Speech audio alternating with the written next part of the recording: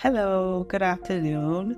My name is Mirlanda Just. I'm adjunct faculty here at Galen College. So honored to be here, to be able to be part of this great institution. And as far as what is one piece of advice you can give to Galen nursing students, definitely understanding yourself as a person, understanding the impact you can have as a nurse, and understanding how Galen has all the tools that you'll need to be able to be an impact in the world of nursing. You know, use those opportunities here when you're here, between the open labs and the open office hours with your professors, emails. What I liked about here, Galen is very transparent with the students.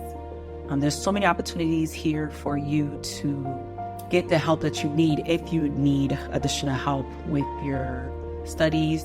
They allow you to work with you regarding any, issues that you may have in order to continue your education.